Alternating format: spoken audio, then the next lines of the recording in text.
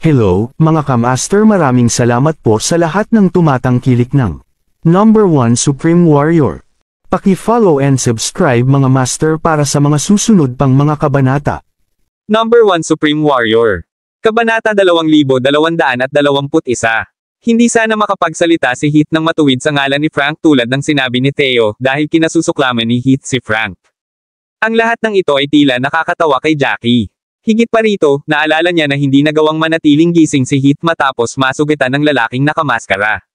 Paano siya nasa mood na tumingin sa ibang mga bagay sa sandaling iyon? Bagamat nasa isang labanan si Jackie noong mga panahong iyon, binigyan pa rin niya ng pansin ang mga pagbabago sa paligid. Parang hindi totoo na nakita ni Heath ang lahat ng nangyari. Totoo na ang iba ay nalubog sa kanilang mga laban, ngunit nagawa ni Theo na ilarawan ng tumpak ang kanilang labanan. Nangangahulugan ito na may inilarawan kung ano ang nangyari kay Theo, ngunit ang taong iyon ay hindi si Heath o si Edric. Biglang nagangat ng ulo si Jackie para tignan si Theo at malamig na ngumiti. Ibinuka niya ang kanyang bibig at sinabing, "I'm impressed. Paano mo ito magagawa kung si Frank ay kapatid mo sa angkan mula sa parehong sekta?" Natigilan si Theo nang marinig niya ito at natigilan din ang mga tao sa paligid nila. Lahat sila ay nakatingin kay Jackie na hindi makapaniwala. Sabi ni Griffin na nakakunot ang noo. "Natatakot ka na ba at nababaliw ka na? Anong pinagsasabi mo?" Biglang lumingon si Jackie para tignan si Griffin. "Kung nangyari ito kay Senior Brother Griffin, ano ang gagawin mo? Ito ay isang emergency na sitwasyon, at ang aking kalaban ay nasa huling yugto ng likas na antas. Kung hindi ko iniisip ang pagtakas, dapat ba akong nanatili para mamatay kasama si Frank? Sigurado ako na mas mabilis kang makakatakas kaysa sinuman kung nangyari ito sa iyo. Tinanong mo lang ako ng mga tanong na ito dahil may bad blood tayo. Magkapatid kami ng clan, kaya bale may mga isyo sa pagitan namin, pero binaliwala mo ang katotohanan na magkapatid kami ng clan at, sa halip, sumali sa isang random na tagalabas para sisihin ako.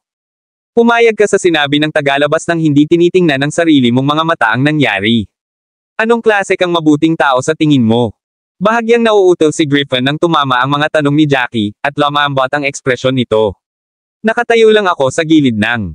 Sinabi mo na ako ay isang hindi tapat at hindi matuwid na tao, ngunit naisip mo ba ang aking sitwasyon?" Pagsingit ni Jackie. Ang taong ito ay isang disipulo ng Modeled Origin Clan, at sumasang-ayon ka sa lahat ng sinabi niya. Tinutulungan mo ang isang tagalabas laban sa akin. Ito ba ang katapatan at katwiran na sinasabi mo? Agad namang sumunod si Nelson sa likod ni Jackie at sinabing, "Tama si Junior Brother Jackie. Tayong lahat ay mga disipulo ng Dual Sovereign Pavilion, at kung wala tayong maitutulong, hindi dapat tayo nagsalita bago natin malaman kung ano ang nangyayari. Nasaan ang iyong katapatan at katwiran habang binabaliwala mo ang moralidad ng sekta para sa iyong personal na sama ng loob?"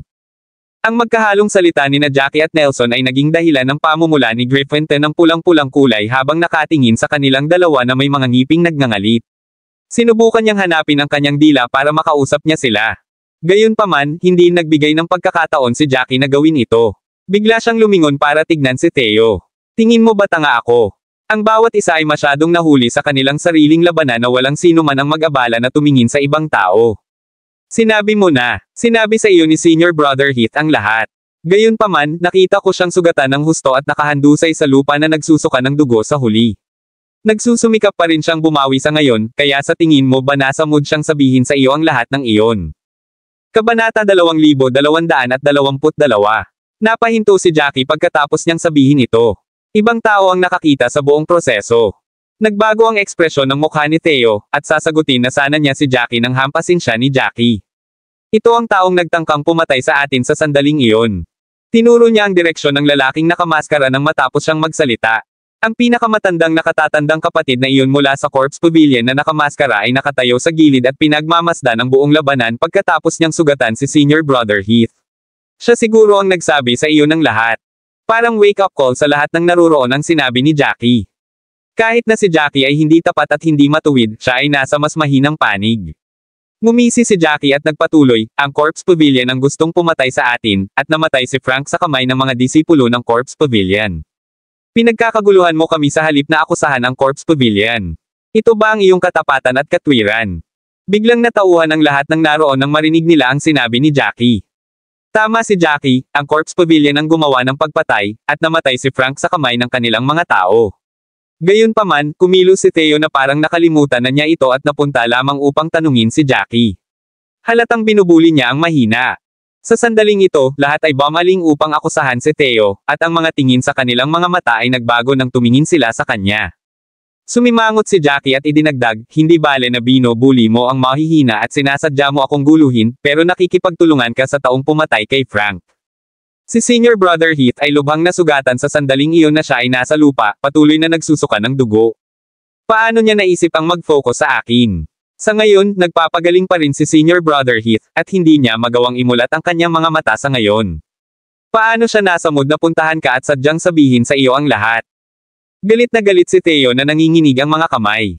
Gayunpaman, matigas niyang iginiit, masyadong sobra ang iyong mga aksyon, kaya itigil ang pagsisinungaling sa lahat ng mga gawa-gawa na katotohanan ito. Ano ang ginawa ko na sobrang sobra? Makakaalis na sana kami ng mapayapa, pero puro bongga si Frank. Ganap niyang ikinagalit ang kalaban, at ito ang naging dahilan ng pag-atake sa amin ng kalaban. Kung hindi maniniwala ang lahat sa sinabi ko, maaari mong tanungin ang isa pang taong nasangkot sa labanan, ang formal na alagad ng Thousand Leaves Pavilion, si Byron Reed. Namula si Theo ng isang pulang-pula na kulay habang sinabi niya, huwag mong subukang ismooth talk ang iyong paraan mula dito. Hindi ko sinisikap na maayos na makipag-usap sa mga bagay-bagay, ikaw naman ang naasar. Sigurado akong nakikipagtulungan ka sa lalaking nakamaskara dahil nangako siya sa iyo ng isang matamis na deal o dalawa. Kung tutuusin, nabigo ang lalaking nakamaskara na mahuli ako, at kinasusuklaman niya ako. Wala ka talagang pakialam sa kapalaran ni Frank, at nagmamalasakit ka lang kung matatanggap mo ang iyong mga ipinangakong benepisyo. Maaari mong itapon ang sinuman sa ilalim ng bus para sa maliliit na biyayang ito. Totoo ito, at makapagpapatoto ako. Sa sandaling ito, isang malinaw na boses ang maririnig mula sa likod ng mga tao, at ang isang Thousand Leaves Pavilion's disciple na nakasuot ng puting roba ay tuloy-tuloy na lumapit sa kanila.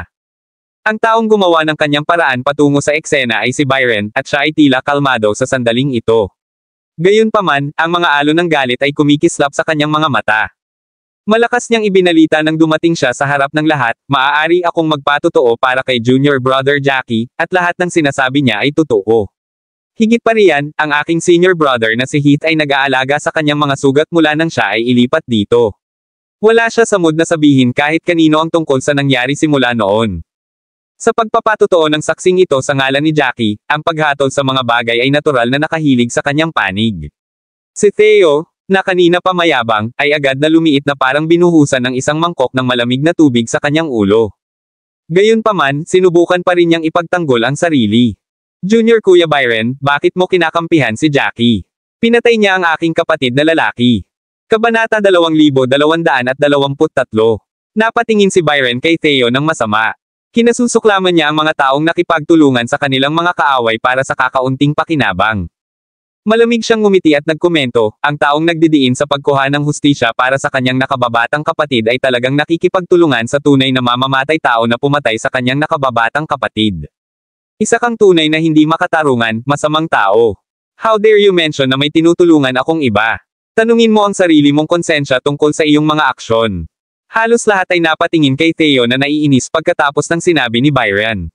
Sa testimonya ni Byron at sa pagkakasala ni Theo, alam ng lahat ang katotohanan. Akala ko ay talagang galit na galit siya sa pagkamatay ng kanyang nakababatang kapatid. Nandito pala siya para i-frame ang iba dahil sa ilang benepisyo.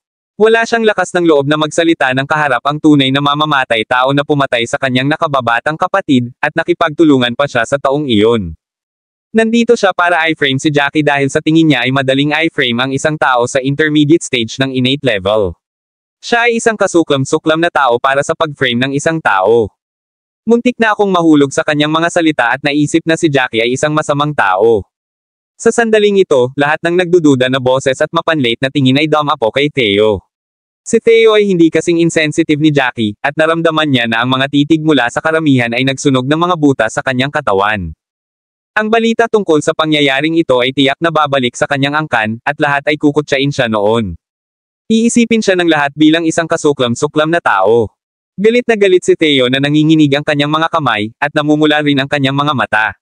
Bigla niyang inangat ang ulo niya at tumingin kay Jackie. ****. Tatandaan ko lahat ng nangyari dito ngayon. Hindi kita bibitawan, at malayo pa ang ating hinaharap. Maghintay ka lang at tingnan kung ano ang gagawin ko sa iyo. With that, tumalikod na si Theo at umalis. Kung tutuusin, mangungutya lang siya kung mananatili siya. Samantala, naramdaman ni Jackie na katawa-tawa at kasuklam-suklam si Theo nang makita niya kung paano siya nakatakas na nasa pagitan ng kanyang mga hitaang buntot. Gayunpaman, naalala ni Jackie ang sinabi ni Theo sa huli. Naniniwala siya na walang alinlangang magdudulot sa kanya ng problema si Theo kung magkakaroon siya ng pagkakataon, at hindi maiiwasan ang karne ng baka sa pagitan nila. Gayunpaman, hindi ito labis na ikinabahala ni Jackie dahil hindi siya sumalungat sa kanyang prinsipyo bilang tao. Sa totoo lang, si Theo ang nagdulot ng gulo sa kanya. Dahil ang pangunahing tao sa insidenteng ito ay nakatakas sa kahihiyan, natural na umalis ang mga nanunood ng walang interes. Muli, ang mga disipulo lamang ng Dulce Sovereign Pavilion ang naiwan.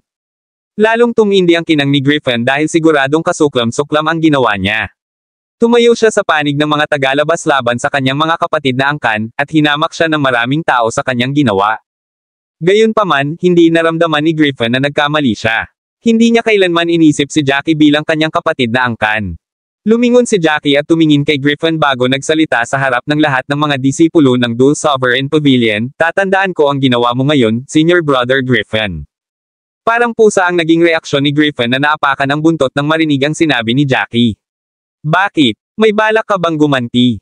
Nais mong gawin iyon ng mag-isa? Huwag mong isipin na kaya mong magpakitang gila sa harapan ko dahil nasa ilalim ka ng proteksyon ng 11th Elder. Formal na disipulo ka lang ngayon, frankly speaking, pero napili akong disipulo. Sino ka sa tingin mo para maghayganti sa harap ko? Malamig na ngumiti si Jackie at walang pakialam na sumagot, let's wait and see. Lumingon si Jackie at tumanggi na tumingin muli kay Griffin, habang iniisip kung paano pasalamatan si Byron dahil tinulungan siya nito. Pagkatapos ng lahat, si Jackie ay hindi isang taong walang utang na loob. Kabanata 2224. Si Jackie ay same time na nagpasalamat kay Byron, ngunit ikinaway ni Byron ang kanyang kamay bilang pagpapaalis. Ito ay wala. Ginawa ko ito dahil hindi ko kinaya ang ugali ni Theo. Nagpalitan silang dalawa ng ilang salita bago pinaalis ni Jackie si Byron. Mabagal na lumipas ang oras, at pagkaraan ng isang oras, muling narinig ang matanda na boses, tapos na ang oras. Lahat ay makakasakay na sa Divine Void Slope ngayon. Lalabanan mo ang Divine Void Warrior kapag nasa Divine Void Slope ka. Ang pamantayan upang hatulan ang iyong pagkabigo ay kapag nawala mo ang iyong mga kakayahan upang lumaban o kapag inamin mo ang pagkatalo. Kapag natalo ka sa Divine Void Warrior, hindi ka na makakapatuloy sa pag-akyat sa Divine Void Slope. Ang pamantayan ng pagsusuri ay medyo patas dahil ang lahat ay maaaring aktibong umamin ng pagkatalo kung sa palagay nila ay malubhas silang masasaktan sakaling ipagpatuloy nila ang kanilang labanan. Sige, sa mga gustong umakyat sa Divine Void Slope, maaari na kayong magsimula ngayon. Ang mga hindi gustong gawin ito ay maaari lamang manatili sa ilalim. Pagkatapos ng anunsyo, nagsimulang mag-init ang mga tao sa Punanibik. Bukod sa mga nasugatan ng husto o namatay, ang iba ay nagsimulang sumugod patungo sa Divine Void Slope.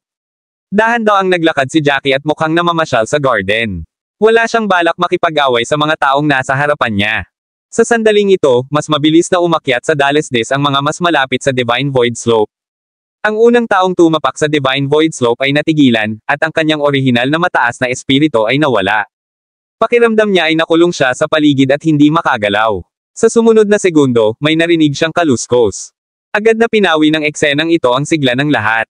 Napatingin ang lahat sa unang taong sumugod sa Dalles Des ngunit natigil doon at hindi makagalaw. Basag! Basag! Muling narinig ang mga tunog ng mga kadena na hinihila, at ang lupa sa ilalim ng taong iyon ay biglang lumipat. Hindi maigalaw ng tao ang kanyang katawan, ngunit gumalaw siya kasama ng lupa. Pagkatapos ng isang inhale, ang taong iyon ay inilipat 300 metro ang layo mula sa kung saan siya orihinal na. Oh my God! Bulalas niya sa takot. Basang-basa ang kanyang mga sideburn dahil sa kanyang malamig na pawis, na nagpapatunay kung gaano siya kitikot kapag kinokontrol ang kanyang katawan. Maririnig ang boses ng matanda sa sandaling ito. Lahat ng tao ay binibigyan ng kani-kanyang pwesto. Ano pa hinihintay mo, bakit hindi ka pa umakyat sa Dalles Des? Kung hindi ka kikilos, ang Divine Void Slope ang magpapasya na hindi mo gustong makipaglaban para sa mga mahahalagang bagay. Parang stimulant ang mga salita ng announcer. Muling nabuhay ang sigla ng lahat nang makita nilang ligtas ang unang taong nagmamadaling umakyat sa Dalles Des.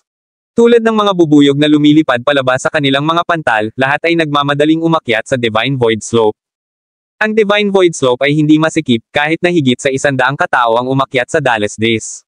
Ang katawan ng bawat taong tumuntong sa Dalles Des ay agad na nakontrol, at ang lupa na kanilang natapakan ay gumagalaw ng naaayon. Sa simula, curious si Jackie kung bakit gagana ang Divine Void Slope sa ganoong paraan. Gayunpaman, nagkaroon ng instant realization si Jackie nang makita niyang higit sa 100 katao ang maayos na nakaayos. Kinokontrol ng Divine Void Slope ang distansya sa pagitan nila at inakay silang lahat sa kani-kanilang lugar. Sa sandaling iyon, ang lahat ay nakatayo sa pinakamababang punto ng Divine Void Slope sa isang tuwid na linya.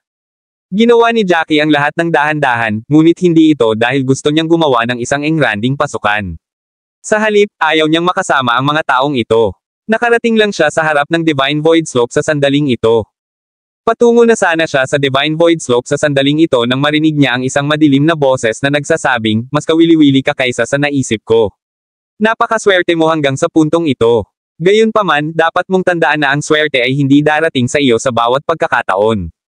Binata, magdurusa ka sa aking mga kamay, maaga o huli. Chapter 2225. Tumayo ang lalaking nakamaskara 3 metro sa likuran ni Jackie at matalim siyang tinitigan. Gayunpaman, walang pakialam na sumagot si Jackie. Maraming tao ang gustong pumatay sa akin, ngunit ang mga taong iyon ay karaniwang namamatay. Ang yabang kaya, nanunuya ang lalaking nakamaskara na parang umuusok mula sa kanyang dibdib. Hindi pinansin ni Jackie ang sitwasyon sa likod niya at humakbang papunta sa Divine Void Slope. Sa sandaling humakbang ang magkabilang paa niya sa lupa, naramdaman niya ang hindi nakikitang alon ng enerhiya na bumabalot sa kanyang buong katawan. Hindi siya makagalaw dahil ang enerhiya ay parang tumigas na semento. Makalipas ang ilang segundo, mabilis siyang kumilos at lumitaw sa hilagang bahagi ng Dalesdes. Matapos makagalaw ng malaya ang kanyang katawan, naramdaman pa rin ni Jackie ang malabong puwersang nakaharang sa kanyang paligid.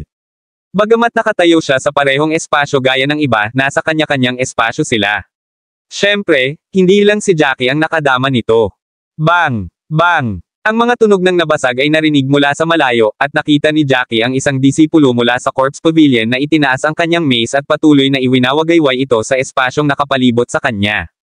Ang matinding banggaan ng totoong enerhiya ay nagdulot ng mga alon ng totoong enerhiya sa kanyang paligid. Gayunpaman, nasa loob ng saklaw ang banggaan. Gamit ang disipulo ng Corpse Pavilion bilang sentrong punto, ang mga aftershocks ng enerhiya. Maaaring maramdaman ang banggaan sa loob ng radius na ilang metro. Gayunpaman, wala sa kanila ang nakakaramdam ng anuman kapag sila ay wala na sa radius. Ang mga kilos ng alagad ay agad na naging dahilan upang sumunod ang lahat sa malapit. Makalipas ang ilang sandali, ang lahat ay nakabuo ng parehong conclusion. Kahit na parang nasa iisang espasyo sila, nakahiwalay sila. Nangangahulugan ito na kahit gaano katindi ang labanan sa kanilang individual na espasyo, hindi sila makakaapekto sa mga tao sa kanilang paligid. Ito ay ganap na patas ngunit kamangha-mangha sa kabuuan. Huminga ng malalim si Jackie at tumangala sa Divine Void Slope gamit ang maningning niyang mga mata. Sa totoo lang, hindi ito isang kamangha-manghang lugar, ngunit ito ay ganap na makapangyarihan. Mayroong higit sa 100 mga tao doon, at ang slope ay may kakayahang agad na bumuo ng higit sa 100 individual na mga puwang. Ang mga nakamit patungo sa mga batas ng kalawakan ay hindi maisip kapag ang isa ay may kakayahang gawin ito. Nagsimula na ang pag-akyat. Tandaan, ang Divine Void Slope ay mahigit 9,000 metro ang taas, at isang Divine Void Warrior ang lilito sa harap mo tuwing 900 metro. Talunin ang Divine Void Warrior, at magiging kwalipikado kang magpatuloy sa pag-akyat sa slope. Sa kabaligtaran, ang kabilang partido ay dapat alisin. Makakaharap mo ang 9 na Divine Void Warriors, ngunit magkakaroon ng 10 laban. Ang huling taong mananalo sa labanan ay mananalo sa lahat. Good luck, mga mandirigma ng West Cersei State. Ang boses, maliwanag na nanggaling sa isang may edad na, ay tumahimik pagkatapos niyang sabihin ito. Gayunpaman, ang mga taong nakiisa sa labanang ito para sa mga mahahalagang bagay ay hindi nakapagpatahimik. Kinailangan silang sumali sa 10 laban, ngunit magkakaroon lamang ng 9 na Divine Void Warriors. Ang impormasyong nakapaloob sa pahayag na ito ay maliwanag. Nakuha ng lahat ang mahalagang punto ng labanan matapos itong pag-isipan. Ang huling laban ay santukan, at isang tao lang ang mananalo. Sa sandaling naisip nila ito, ang intensyon na makipag-away sa paligid ng mga tao ay lalong tumindi. Nakita ni Jackie ang alagad ng Thousand Leaves Pavilion na nakatitig sa tuktok ng Dalesdes habang umaapaw ang intensyon nitong pumatay. Pumunta ka, sigaw ng isang individual, humahakbang patungo sa tuktok ng Divine Void Slope na puno ng nag-aalab na determinasyon. Kung ikukumpara sa sigla ng mga nakapaligid sa kanya, si Jackie ay parang isang matanda na mabagal kumilos. Ilang sandali pa, dumating ang ilang kalahok sa 30 meters point. Kakapasok lang ng taong iyon sa loob ng 30-meter range nang biglang naglabas ng strand ng reddish-orange light ang kanilang paligid. Kabanata 2226. Nagulat ang tao at walang malay na tumigil sa paglalakad. Lumitaw lamang ang orangish red light sa isang maikling sandali bago nawala pagkalipas ng ilang segundo. Isang translucent na multo ang lumitaw sa harap niya. Ang multo ay may mahigpit na mukha at mga mata na puno ng sigla. May hawak siyang bagay na parang crystal sphere. Ang kristal na globo ay lumutang sa gitna ng hangin dahil sa tunay na enerhiya ng multo. Tumayo siya ng tuwid na parang sundalo sa harap ng tao. Ito ay agad na nakakuha ng atensyon ng lahat, walang alinlangan na ito ay translucent phantom ang Divine Void Warrior na binanggit ng matandang boses. Matapos ang paglitaw ng Divine Void Warrior, ang disipulo ng Thousand Lives Pavilion ay agad na naghanda para sa isang mahusay na labanan. Seryoso ang ekspresyon ng mukha niya habang nakatitig sa Divine Void Warrior habang mahigpit na hawak ang espada sa kanyang mga kamay. Nakapagtataka, ang Divine Void Warrior ay hindi agad nakakilos pagkatapos lumitaw, at parang ang kanyang hitsura ay para pigilan ang mga taong nakatayo sa harapan niya mula sa pagsulong. Dahil ang Divine Void Slope ay isang mahalagang bagay na naiwan ng sinaunang master, ang tao ay hindi basta-basta makakagawa ng aksyon bago ang kaaway, at walang sinuman ang nangahas na kumilos ng walang pag-iingat. Dahil walang ginawa ang kalaban, ang taong iyon ay may hahanda lamang sa pamamagitan ng espada sa kanyang mga kamay at seryosong ekspresyon sa kanyang mukha. Hindi nagtagal, lumitaw ang Divine Void Warrior sa harap ng bawat taong dumating sa 900 metrong punto. Magkaiba ang hitsura ng bawat isa sa mga Divine Void Warriors na ito, ngunit lahat sila ay may hawak na kristal na globo sa kanilang mga kamay. Si Jackie ay hindi ang pinakahuling dumating sa 900 metrong punto, ngunit siya ay kabilang sa mga huling. Pagkatapos niyang humakbang sa 900 metrong hanay, isang orangish red beam ang lumitaw sa kanyang harapan, na sinundan ng isang matangkad na figure. Ang Divine Void Warrior na nasa harapan niya ay matangkad at payat na may maamong facial features, ngunit hindi nagkakamali ang kabayanihan na iyon sa kanyang mukha. Bahagyang sumimangot ang mukha niya na kumukumpleto sa kanyang mataimtim na ekspresyon. Tumayo siya ng tuwid na may hawak na crystal sphere sa kanyang mga kamay. Matapos niyang makita ang phantom figure ng Divine Void Warrior na ito, isang ideya ang pumasok sa isip ni Jackie, mandirigma. Isang walang takot na mandirigma. Dahil ang salitang Divine Void ay nasa pangalan ng Divine Void Warrior, walang dot ang nauugnay ang mandirigma sa Divine Void World. Gayunpaman, paano sila konektado? Samut-saring ideya ang pumasok sa isipan ni Jackie, ngunit wala siyang ideya kung ano ang nangyayari. Nawala siya sa pagkalito at malalim sa kanyang pag-iisip nang makarinig siya ng matalim na sigaw. F***, gumagalaw. Binasag ng ingay ang medyo nakakatakot na katahimikan. Mabilis na tumangala si Jackie, at biglang ginalaw ng Divine Void Warrior ang mga mata nito. Ang mandirigma ay parang isang mannequin na nakabukas ang switch. Gumalaw ang mga eyeballs ng Divine Void Warrior at tila nasasanay na sa kakaibang mundong ito. Sa susunod na sandali, dama po ang mga mata niya kay Jackie. Ang kanyang mga mata ay malamig-lamig, at tila siya ay nakatingin sa mundo. Ipinaramdam nito kay Jackie na siya ay isang piraso ng lumulutang na duckweed sa mata ng mandirigma, o, sa mas tumpak, isang piraso ng basura. Tila walang emosyon ang mandirigma habang ang mga mata ay nakatutok kay Jackie. To put it in better words, hindi naman siya emotionless, pero talagang hindi niya pinapansin si Jackie na nakatayo sa harapan niya. Pakiramdam niya ay hindi katumbas ng pansin ang husay ni Jackie sa pakikipaglaban. Jackie cleared his throat and pinched his nose helplessly. Sinuri niya ang husay sa pakikipaglaban ng Divine Void Warrior at, sigurado, napansin na ito ay nasa unang yugto ng likas na antas. Ang kanyang pagtiyak ay dapat tama, kaya bakit ang isang Divine Void Warrior sa unang yugto ng likas na antas ay tumingin sa kanya sa ganoong paraan. Tinitigan siya ng mandirigma na para bang siya ay walang iba kundi basura. Manit. Para saan ang tingin niya sa mga mata niya? Kailanman ay hindi ako minamaliit ng isang tao sa unang yugto ng likas na antas. Isang malungkot na rant ang maririnig mula sa malayo. Lumingon si Jackie at napansin niyang maraming tao sa paligid niya ang nakatingin sa Divine Void Warrior na nasa harapan nila na may depressed na mga mukha.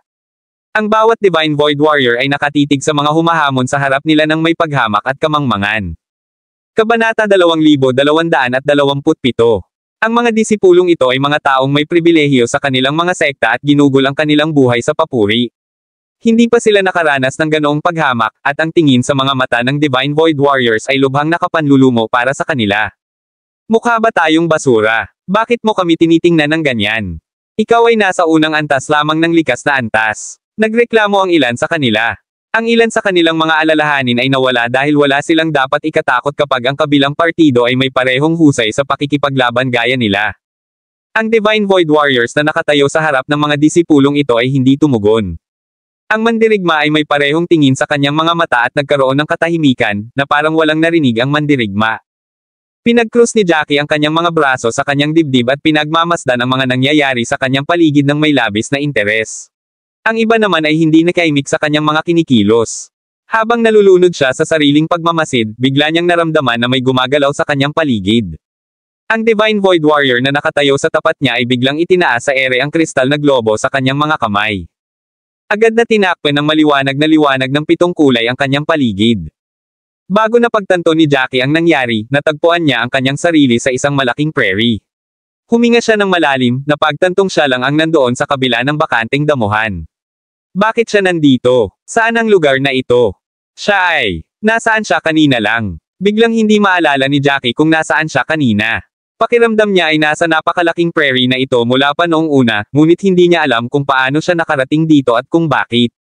Jackie, sinabi ko sa iyo na maghihiganti ako, at sa wakas ay makukuha ko rin ito ngayon.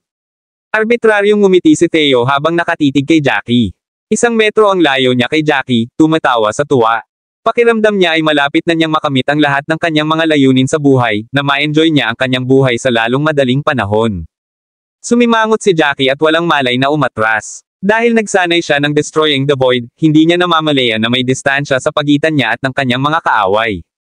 Ang destroying the void ay isang long-distance martial skill, at ang malalapit na laban ay hindi kapaki-pakinabang para sa kanya.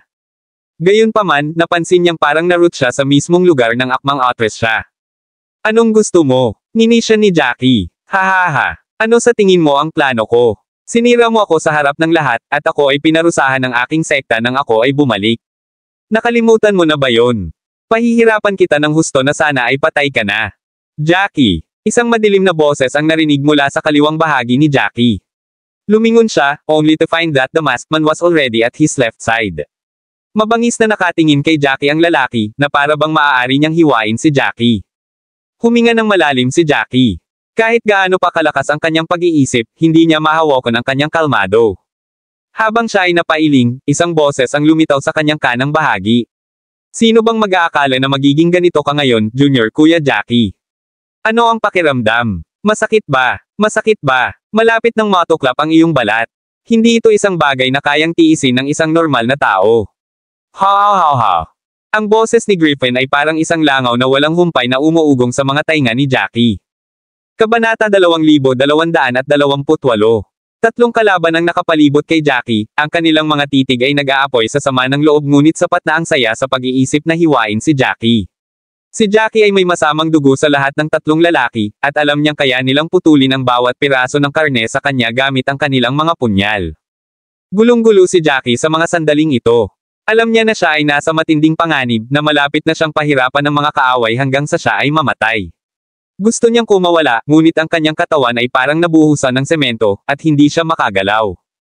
Isang malamig na hangin ang dumaan sa kanyang mga sideburn, at ang kanyang puso ay tumibok ng mabilis. Agad siyang lumingon at nakita niyang may dalang punyal ang lalaking nakamaskara habang papalapit kay Jackie. Ang natitirang 2 tao ay kumikilos din. Lahat silang 3 ay may hawak na matalim na sandata, at alam niya ang kanilang gagawin. Tama na, nangyayari na ang pinakakinatatakutan niya. Biglang may pumasok sa isip ni Jackie. At the same time, parang biglang natauhan si Jackie, at naging stiff ang ekspresyon niya. Hindi. Bakit mangyayari sa kanya ang bagay na pinakakinatatakutan niya? Ilang segundo lang ang nakalipas nang ipagpalagay niyang puputulan siya ng 3 lalaki mula sa kanyang mga buto, at bigla silang lumapit sa kanya ng may ganoong intensyon.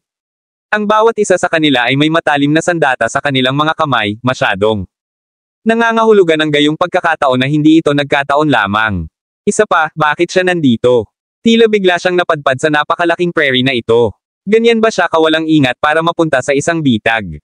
Hindi. Ito ay isang pantasya. Hindi ito totoo. Agad na kinagat ni Jackie ang kanyang dila nang mapagtantaw niya ito, at naalis sa kanyang isipan ang sakit. Ang mga salitang Divine Void Illusion ay sumikat sa kanyang isipan. Pamilyar ang pakiramdam na nahuli sa isang ilusyon, ngunit mayroon ding isang pahiwatig ng hindi pamilyar. Ang pamilyar na pakiramdam ay hindi nagmula kay Jackie, ngunit mula sa mga alaala sa kanyang isipan, ang mga pag-aari ng sinaunang master.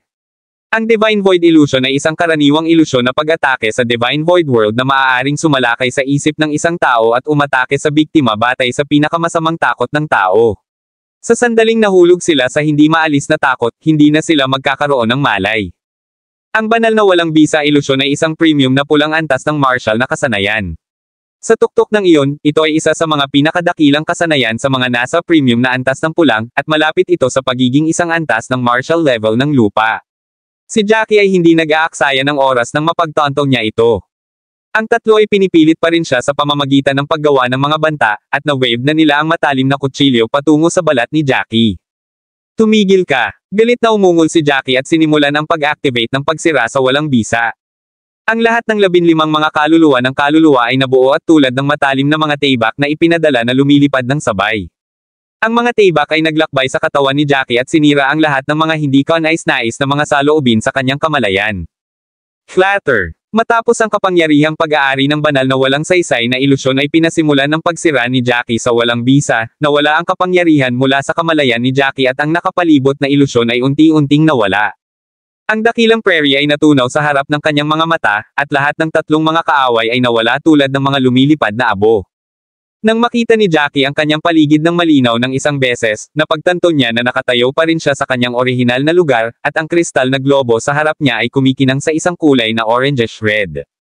Ang banal na walang bisa na mandirigma ay tumayo mismo sa harap ni Jackie, ngunit ang kristal na globo ay kahit papaano lumulutang patungo kay Jackie. Napakapanganib nito. Huminga ng malalim si Jackie. Sa kabutihang palad, muling nabuo niya ang kamalayan sa isang mahalagang sandali at natanto na ang nakita niya sandali ay hindi katotohanan. Maswerte rin siya na nalaman kung ano ang kasanayan sa martial na kakaibang ilusyon na ito ay mula sa kanyang mga alaala. Ang sinaunang master ay nagsagawa ng banal na walang bisa na ilusyon mga taon na ang nakalilipas at nagkaroon ng malalim na kaalaman tungkol sa kasanayang martial na ito. Nagawa ni Jackie na maayos na malutas ang ilusyon dahil ang sinaunang master ay may malalim na pag-unawa sa pamamaraan ng paglutas. Whiz! Ang kristal na globo ay tunog tulad ng ito ay tumutulo ng kuryente. Matapos palabasin ng globo ang gayong ingay, ang orangish red light ay unti-unting. Kabanata 2229. Gayunpaman, isinuko ni Jackie ang mga kaisipang ito nang makita niya ang pagbabago sa mga mata ng banal na mandirigma. Ang multo na ito ay may sariling talino, pagkatapos ng lahat.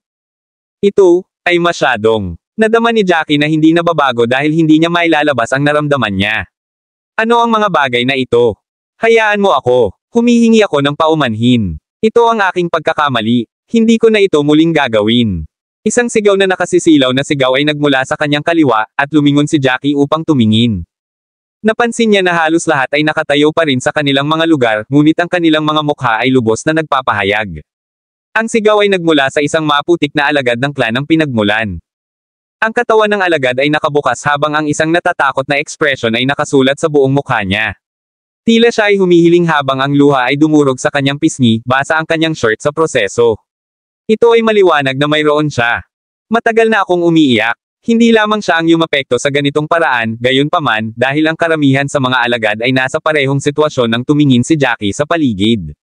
Hindi mahirap para kay Jackie na isipin kung anong uri ng isang ilusyon ang mga taong ito nang naisip niya ang kanyang nakaraang ekspresyon. Ang ilusyon ay dahan-daang binuksan ang bawat piraso ng takot na inilibing sa mga puso ng mga alagad, na naging katotohanan. Ang nakakaranas ng gayong sakit ay hindi isang bagay na maaaring magtiis ng isang normal na tao. Youth. Ang mukha ng alagad ay namula sa isang kulay ng mapula bago siya biglang samuka ng bibig ng dugo. Ang maputik na alagad na pinagmula ng alagad ay nagsusuka ng isang bibig ng dugo, mukhang isang lutong pro at hindi pangkaraniwang pula. Maya-maya, siya, hindi mapapanatili ang kanyang sarili na binubuo, nahulog sa lupa gamit ang isang tinak. Ang isang ilaw na red-red ay nakapaloob sa tao, at ang banal na walang bisa na mandirigman na nakatayo sa harap niya ay nagpahayag, na wala mo ang iyong pagiging epektibo sa labanan, at nabigo ka sa hamon. Papayagan kita na pagalingin ang iyong mga sugat dito, ngunit hindi ka na pupunta pa mula rito. Kapag lumitaw ang nagwagi, ang lahat ay lilipat sa banal na walang bisa na dalasdes. Panipi. Ang hitsura ng boses na ito ay ganap na nagising ang putik na disipulo ng klan ng pinagmulan. Nang mapagtanto niya na siya ay tinanggal, namula siya at sinabing, hindi. Ako ay sasabihin niya nang may isang bagay na naramdaman niya ang isang pag-agos ng dugo na umaapaw mula sa loob niya. Tiyak na nawala siya ngunit hindi niya naisip na mabibigo siya ng napakasama at napakabilis. Minsan sinabi ng matandang tinig na kailangan nilang maranasan ang siyam na banal na walang bisa na mandirigma habang umakyat sila sa Dallas Days. Ito ang una, at nawala na siya. Napabuntong hininga si Jackie nang makita niya na tinanggal ang modeled origin clan alagad. Alam niya na ito ay isang mahirap na hamon, ngunit hindi niya inaasahan na mabilis na mangyari ang pag-aalis. Naisip niya na ang lahat ng mga alagad dito ay ang mga masters na ipinadala ng kanilang mga sekta, at ang mga pag-aalis ay dapat mangyari lamang kapag nakatagpo nila ang pangatlo o ika-4 na banal na mandirigma. Habang siya ay malalim sa kanyang sariling mga saloobin, maririnig niya ang isang bagay na krangkang tulad ng mga gears na isinaaktibo. Siya ay tumangalan ng warily at ang banal na walang bisa mandirigma na humaharang sa kanyang paraan ay kahit papaano nawala nang wala ang kanyang paunawa. Nangangahulugan ba ito na pinayagan siyang pumasa? Nag-email siya at sinubukan na maglakad pasulong. Agad na naintindihan ni Jackie nang hindi na siya nahaharap sa anumang sagabal o tumigil. Wala na siyang nasayang na oras habang sumulong siya. Ang mga murmurs at iyak ng sakit ay sumigaw sa paligid niya, ngunit hindi ito nakakaapekto sa kaisipan ni Jackie dahil iniisip lamang niya ang pagsulong. Ang maputik na alagad ng pinagmulan ng alagad na siyang una na tinanggal ay tinanggap na ang kanyang kapalaran at naobserbahan ang kanyang paligid habang siya ay may gawi sa kanyang mga sugat. Nang makita niya ang isang figure na dahan-daang gumagalaw sa Dallas Days, ang kanyang mga eyeballs ay halos lumabas mula sa kanyang mga socket habang siya ay sumabog, napasa na niya ang unang pagsubok. Nagawa niyang makatakas sa ilusyon sa pamamagitan ng kanyang sarili. Panipi ay malalim sa kanilang mga ilusyon bukod kay Jackie at sa kanyang sarili. Sino ito? Nakasuot siya ng kasuotan ng Dual Sovereign Pavilion, ngunit bakit hindi ko siya nakita sa nakaraan? Hindi. Nakita ko lang siya ngayon. Hindi ba ito si Jackie, ang taong nakipag-away kay senior brother Theo ngayon lang? Panipi. Kabanata 2230. Si Jackie at Theo ay nagdulot ng isang malaking roka sa oras na iyon, at ang mga putik na pinagmulan ng mga alagad ng clan ay hindi sumunod kay Theo na magdulot ng problema sa dalawahan na soberanong pavilion. Ang mga hindi napunta ay nakatuon din sa lahat ng kanilang pansin sa tabi na iyon. Sa makatuwid, ang alagad na ito ay labis na nagulat nang mapagtanto niya kung sino ang taong iyon. Ang taong ito ang una na sumire sa ilusyon. Maswerte ba siya, o talagang may kakayahan siya? Ang maputik na alagad ng clan disipulo ay may isang madilim na pagtingin sa kanyang mukha. Siya ay isang kaharian na mas mataas kaysa kay Jackie at nasa huling yugto ng antas ng likas na antas. Lahat sila ay nagbigay pansin sa kaguluhan ng si Theo ay nagdulot ng problema kay Jackie. Dahil ang taong ito ay nasa intermediate na yugto lamang ng antas ng likas na antas, hindi nila ito binigyan ng pansin. Narinig nila na siya ay isang alagad lamang ng nakatatanda at hindi kahit isang napiling alagad. Ang maputik na alagad ng pinagmulan ay hindi matatanggap ang katotohanan na ang isang taong tinitingnan niya ay mas malakas kaysa sa kanya. Hindi man siya nasa kalagayan upang pagalingin ang kanyang mga sugat. Ang taong maskara ay sumigaw ng malakas, at ang kamalayan ay unti-unting bumalik sa kanyang mga mata. Malakas siyang nakapanted, na sa wakas ay nasira mula sa ilusyon sa wakas. Crack! Ang banal na walang bisa na mandirigma na tumayo sa harap niya ay nawala pagkatapos na nasa isang semi-transparent na sitwasyon. Nang walang pumipigil sa kanya, nangangahulugan ito na ang maskadong lalaki ay kwalipikado upang sumulong. Hindi niya maiwasang maglakas loob, napakagandang ilusyon. Nahuli din ako dito, ngunit hindi ito mapapanatili ng matagal. Kaugnay nito, nadama ng taong may maskara na ang isang malaking kadahilanan na siya ay nakulong dito ay ibinaba niya ang kanyang katapangan. Nadama rin niya na ang banal na walang bisa slope ay may isang tiyak na antas ng pagsugpo sa kanya. Kung mayroon siyang buong enerhiya, ang isang ilusyon ng naturang antas ay hindi matrap siya. Tumawa siya ng malamig sa pag-iisip. Sumulyap siya sa paligid niya at natuklasan na ang lahat, bukod sa kanyang sarili, ay nahuli pa rin sa kanilang mga ilusyon. Lahat sila ay nakasimangot at mukhang sila ay naghihirap ng masama. Siya ang unang nakalaya. Siyempre, may ilan sa mga walang tao na ito, ngunit hindi nila karapat-dapat ang mga mahahalagang bagay sa Divine Void Slope. Ang mga ito ay inihanda para sa kanya, hindi ang mga pile na disipulong ito na hindi man lang makalaban. Hindi sinasadya, nasulyapan niya ang disipulo ng modeled origin clan na napapalibutan ng orangish red light. Gayunpaman, ang taong ito ay may kakaibang ekspresyon sa kanyang mukha at malinaw na tingin sa kanyang mga mata.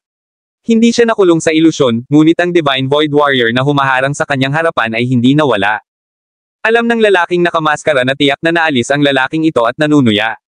Isa lamang siyang disipulo mula sa isang sekta sa ikatlong baitang, at normal na siya ay naalis sa sandaling tumuntong siya sa Dallas Days. Gayunpaman, ang taong ito ay may bahagyang kakaibang ekspresyon sa kanyang mukha. Bakit siya nakatingin sa Divine Void Slope na may takot, ngunit naninibugho sa kanyang mukha? Habang sinusundan niya ang linya ng tingin ng disipulo ng Modeled Origin Clan, nakita niya ang isang pamilyar na figure na nakarating na sa 18-meter range point. Tumayo siya ng tuwid, at muling nagpakita sa kanyang harapan ang Divine Void Warrior. Naunawaan na ng lalaking nakamaskara ang mga patakaran ng Divine Void Slope. Ang Divine Void Warriors ay isa aktibo lamang kapag ang lahat ay nasa kanilang itinalagang punto, at ang susunod na round ng eliminasyon ay magsisimula lamang. Jackie. Subconsciously niyang tinawag ang pangalang ito na nagpasakit sa kanya ng ulo. Bukod sa pagkagulat, may malaking hindi makapaniwala sa boses niya. Nalampasan ni Jackie ang hamon bago niya nagawa. Nagising lang siya mula sa ilusyon, ngunit ang taong ito ay nakarating na sa 18-meter range point at naghihintay ng susunod na round ng elimination. Agad na nagdilim ang ekspresyon ng lalaking nakamaskara habang nakatitig sa figure ni Jackie, hindi makapaniwala sa nakita. Bakit? Paanong ang lalaking iyon ay mas mabilis kaysa sa kanya? Nakapasok na siya sa Spring Solidifying Realm, at hindi niya sana ininom ang tableta para pigilan ang kanyang husay sa pakikipaglaban kung hindi niya kailangang pumunta sa lugar na ito. Gayunpaman, ang martial art techniques, martial skills, at combat experience na mayroon siya ay hindi mababawasan gaano man niya pinigilan ang kanyang husay sa pakikipaglaban. Lubos siyang kumpiyansa tungkol sa pagpunta sa secret place for resources, at hindi niya kailanman binigyang pansin ang mga kabataang ito. Imposible. Paano kaya ito? Bakit? Ungol niya sa nagngangalit ng ngipin. Kabanata 2231.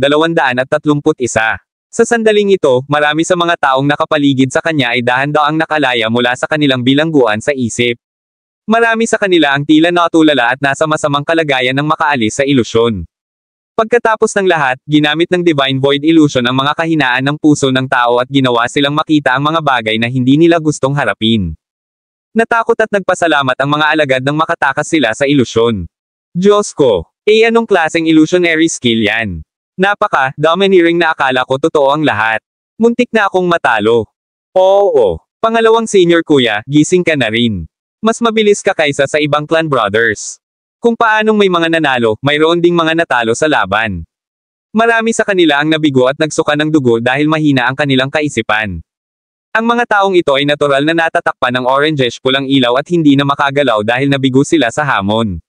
Gayunpaman, karamihan sa kanila ay nagtagumpay, at ang rate ng tagumpay ay kasing taas ng 70%. Ang porsyentong ito ng mga tao ay nagtagumpay sa hamon, at ang Divine Void Warrior na nasa harapan nila ay nawala. Hindi nagtagal, may napagtanto na may isang tao sa ikalawang hamon, nakaharap ang pangalawang Divine Void Warrior. Sino yan? *****. Nakarating na siya sa pangalawang hamon. Sa sandaling ito, nagawa ni Griffin na makatakas sa ilusyon, humihingal at huminga habang unti-unting lumalapit ang kanyang paningin. Agad siyang lumingon sa kanyang paligid at natuwa sa kanyang sarili nang makitang may mga tao pa rin na hindi nakaligtas sa ilusyon. Gayunpaman, ang mga ingay ng diskusyon sa kanyang paligid ay nagpasindek sa kanya bago siya magkaroon ng sapat na oras upang tamasahin ang kanyang tagumpay. Si Jack iyon mula sa Dual Sovereign Pavilion, di ba? Hindi ba siya nasa intermediate stage ng innate level? Bakit ang lakas niya? Gaano siya ka-determinado? Alam mo ba na ang ilusyon natin ngayon ay isa ring klase ng martial skill? Ang isang determinadong isip ay makakatulong sa atin na makawala sa ilusyon, ngunit nangangailangan ito ng suporta ng ating husay sa pakikipaglaban. Kailangan nating gumamit ng malakas na martial skill para putulin ang mga hindi tamang pag-iisip. Ito ay hindi isang bagay na makakamit lamang ng isang determinadong isip. Tama ka, tiyak na masama ang tingin namin sa kanya. Nang pumasok ang mga komentong ito sa tenga ni Griffin, agad siyang tumangala at nakita ang tuwid na anyo ni Jack habang nakaharap sa pangalawang Divine Void Warrior, hindi kumikibo. Paano ito? Pakiramdam ni Griffin ay nakalunok lang siya ng dumi. Sa sandaling ito, ang mga taong nakapasa sa unang hamon ay dahan-daang umaakyat sa Dalesdes, at wala ni isa sa kanila ang gustong maiwan. Gayunpaman, mas mabilis pa rin si Jack kaysa sa lahat doon. Tumingin si Nelson kay Jack na may hindi makilalang ekspresyon sa kanyang mga mata. Nabuhayan siya ng loob, naiingit, at nagseselos at the same time. Mababa rin ang tingin niya kay Jack, na katatapos lang maging matandang disipulo. Bagamat ipinakita rin ni Jack ang kanyang pambihirang lakas sa lugar ng pagtitipon para sa roll call at natalo si Oliver, na nasa ika-8 posisyon sa mga formal na disipulo, ito ay walang halaga sa mga napiling disipulo noong siya ay isang informal na disipulo. Pagkatapos ng lahat, si Jack ay nasa intermediate stage lamang ng innate level. Gayunpaman, mukhang minamaliit niya si Jack. Maaaring hindi man lang ginamit ni Jack ang lahat ng kanyang lakas sa pakikipaglaban niya kay Oliver. Dumating ang lalaking nakamaskara sa 18-meter range point na may madilim na hitsura sa kanyang mukha. Isang strand ng purple light na lumitaw sa harap ng pangalawang Divine Void Warrior ay lumitaw din sa kanyang harapan. Siya ang pangalawang tao na nakarating sa 18-meter range point, ngunit sa halip ay parang insulto ito sa kanya. Hindi naman siguro siya ganoon ka-foul mood kung ibang tao ang nauna sa kanya. Gayunpaman, ito ay si Jack, ang binata na hindi niya napatay at nakatakas mula sa kanyang mga kamay ng 2 beses. Paano siya mananatiling kalmado kapag nalampasan siya ni Jack ng isang fighting prowess ng intermediate stage of innate level? Kabanata 2232. Isang mahabang buntong hininga ang pinakawala ng lalaking nakamaskara habang nakatitig kay Jack. Maaaring napakatindi ng kanyang titig na naging dahilan upang lumingon si Jack, kahit medyo malayo siya, patungo sa kanyang direksyon. Sa kabila ng maskarang nakatikip sa kanyang mukha, masasabi pa rin ni Jack kung anong ekspresyon ang nasa ilalim ng maskara sa pamamagitan lamang ng pagtingin sa kanyang mga mata. Ito ba ay pagsuway, selos, baka bitterness? Isang malamig na tawa ang pinakawalan ni Jack. Ano ang mahalaga kung ganito ang naramdaman ng lalaking nakamaskara? Ang isang pagkawala ay isang pagkawala. Ang malamig na ngiti ni Jack ang pumukaw sa galit ng lalaking nakamaskara. Natutuwa ka ba sa sarili mo? Sa tingin mo ba nalampasan mo ako? Mas mabilis ka kaysa sa akin, na maaari ko lamang ipatungkol sa iyong matatag na pagpapasya. Kung talagang mas malakas ka sa akin, bakit palagi kang umaatres sa tuwing nag-aaway tayo noon? Malinaw at malakas ang boses ng lalaking nakamaskara, sa kabila ng distansya nila ni Jack. Tumaas ang isang kilay ni Jack, hindi nagalit sa sinabi niya. Alam ko kung ano ang pagkakaiba ng ating mga kakayahan, ngunit huwag kalimutan ang katotohanan na ang iyong paglilinang ay palaging mas mataas kaysa sa akin sa buong kaharian. Kung magka-level tayong dalawa, ikaw ang tatakbo. Kalokohan. Mabilis na namula ang mukha ng lalaking nakamaskara. Hindi mapakali si Jack na makipaglaro sa lalaking nakamaskara at inikat ang ulo. Unti-unting lumipas ang mga minuto at segundo habang tahimik na naghihintay si Jack sa ikalawang labanan. Kapag nakarating na ang lahat ng nakapasa sa 18-meter point range, formal na magsisimula ang ikalawang yugto. Bawat isa sa mga Divine Warrior sa lugar ay naglabas lahat ng makulay na lila, lavender glow, at lahat sila ay tumingin sa isa't isa na may seryosong ekspresyon. Click! Lahat sila ay naglabas ng kanilang mga espada, at ang mga espada ay naglabas ng isang lilang kinang. Ang mga lilang rune ay nakaukit sa mga espada, na puno ng mahiwagang kapangyarihan. Ang paghila ng mga espada ay sumisimbolo sa pagsisimula ng labanan. Ang nakakagulat, wala ni isa sa kanila ang gumawa ng hakbang para umatake, tila naghihintay sa pag-atake ng mga challengers. Tumingin si Jack sa mga Divine Warrior sa harapan nila na walang balak na kumilos. Ang mga mandirigma sa 18-meter point range ay katulad ng kanilang nakilala sa unang punto, ngunit iba ang mga armas na hawak ng mga mandirigma, pati na rin ang kanilang husay sa pakikipaglaban. Ang mga mandirigma sa nakaraang hamon ay nasa unang yugto ng likas na kaharian, habang ang mga nakaharap sa kanila sa sandaling iyon ay nasa gitnang yugto na. Gayunpaman, tila nakapasok lamang sila sa gitnang yugto at tila walang napakatatag na pundasyon. Kung titingnan ang paraan ng pagtingin sa kanya ng mga mandirigma, ito ay eksaktong pareho mula sa dati. Ang kanilang mga titig na puno ng paghamak ay kumikinang sa pagmamataas, hindi isinasaalang-alang na siya ay isang banta sa lahat. Sa unang pagkakataong nakatagpo ni Jack ang mga tinging iyon, sampain si Jack sa kanyang isipan. Hindi sila mas malakas kaysa sa kanya, kaya bakit sila nakatingin sa kanya ng ganoon? Siyempre, sa wakas ay naunawaan na ni Jack ang dahilan. Ang mga pinigilan na mandirigmang iyon ay maaaring talagang mahusay na mga master sa Divine Void World, na may mga kakayahan na higit pa sa lahat ng naroroon. Marahil ay nililimitahan nila ang kanilang mga kapangyarihan para sa kapakanan ng Divine Void Slope, kaya naman tinitingnan nila ang lahat ng naroroon na parang mga langgam.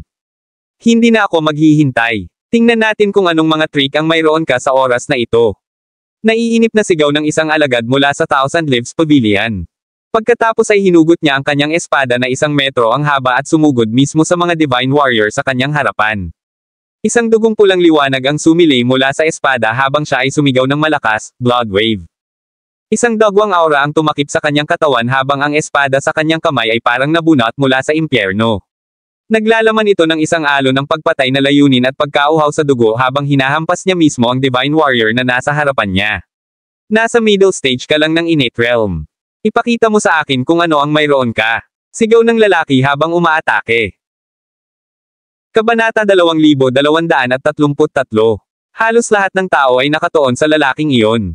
Ang Divine Warrior na nakatayo sa kanyang harapan ay nagsimulang kumilos sa sandaling ginamit ng disipulo ang kasanayang iyon. Ang kulay ube na talon sa kamay ng mandirigma ay nagpalabas ng masiglang pagkinang habang ang mandirigma ay humawak sa blood wave ng ulo sa nagmamadaling pasulong.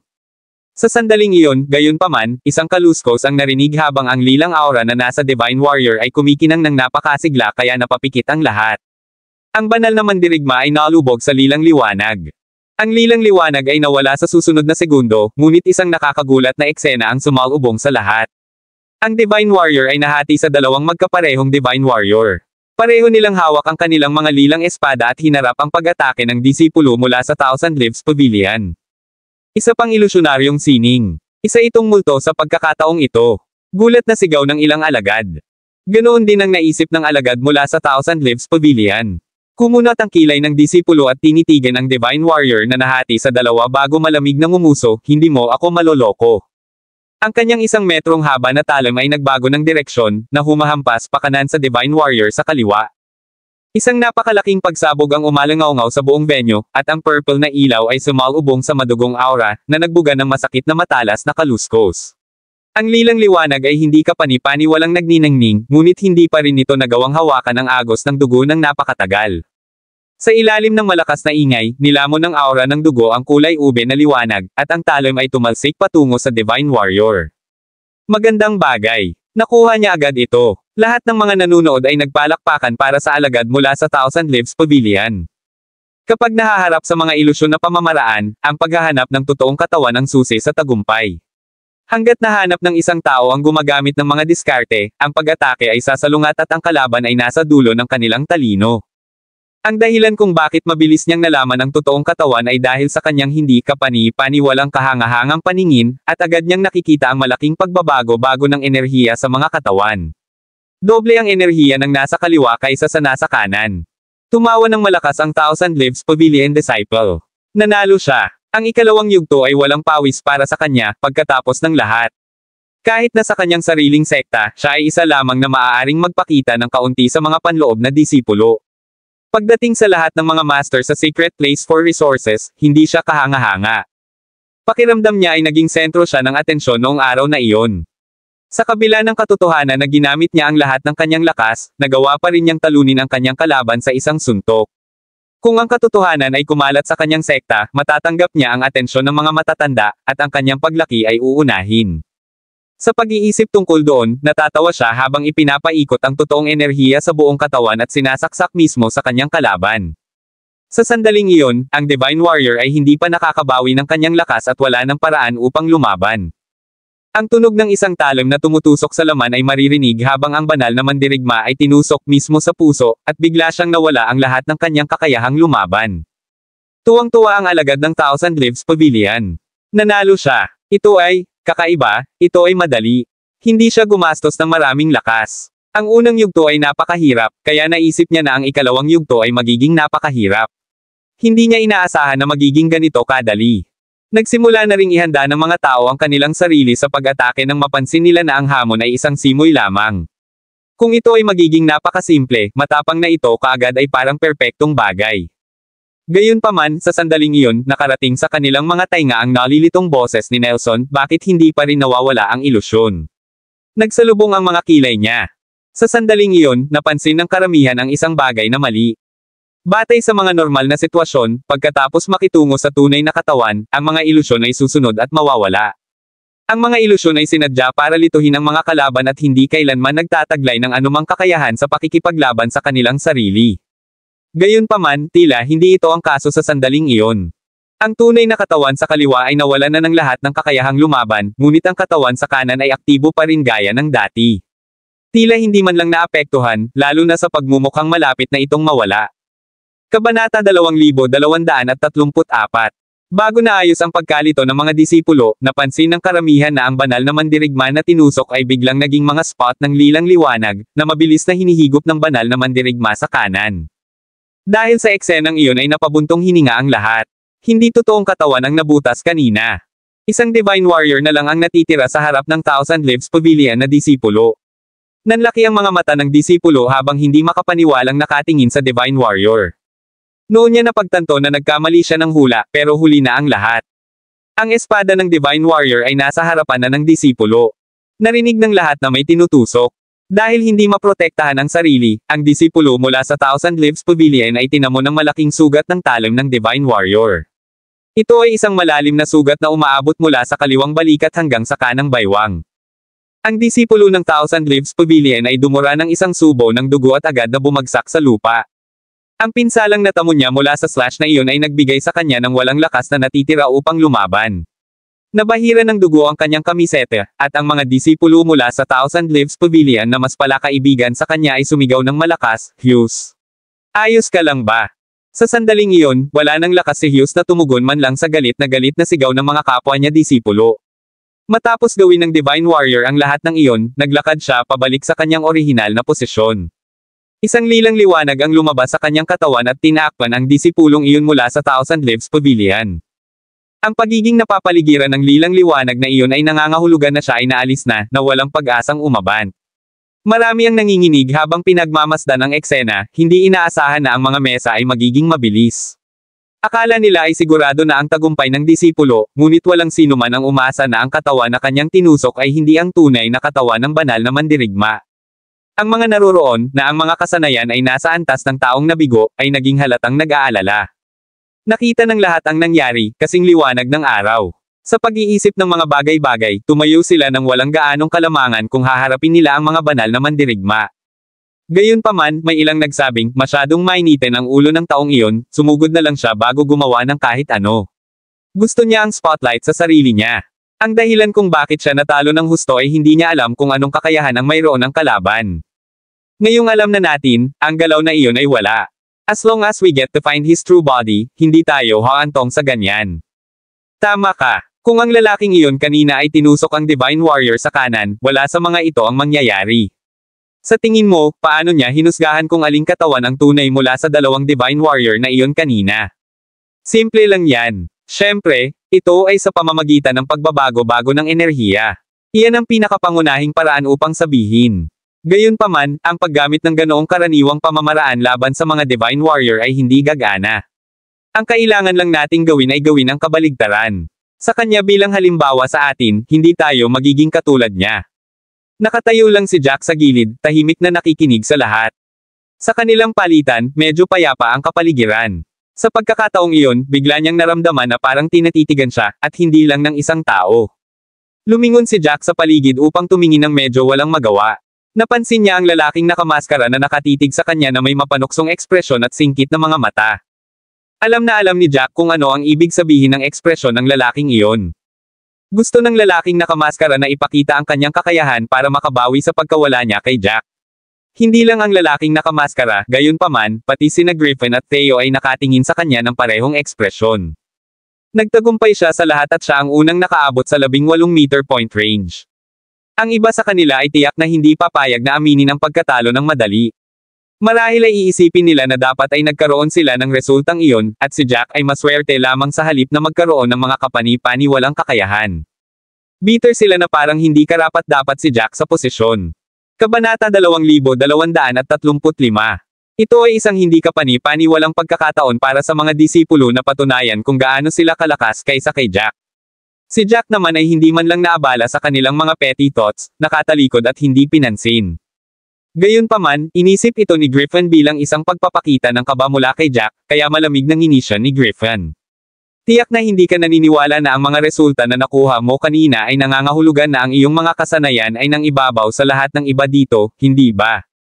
Nagsalubong ang kilay ni Jack, talagang ayaw niyang makisali sa hamak na langaw na ito. Sa kabilang banda, kung hindi siya sumagot, iisipin ng iba na siya ay tunay na natatakot, hindi man lang nangangahas na sumagot. Lumingon siya sa halip na galit na galit. Hindi ko ginustong mangibabaw kahit kanino. Pwede bang i-zip mo na lang bibig mo? Kung gusto mo talagang patunayan ang iyong kakayahan, pumunta ka sa akin.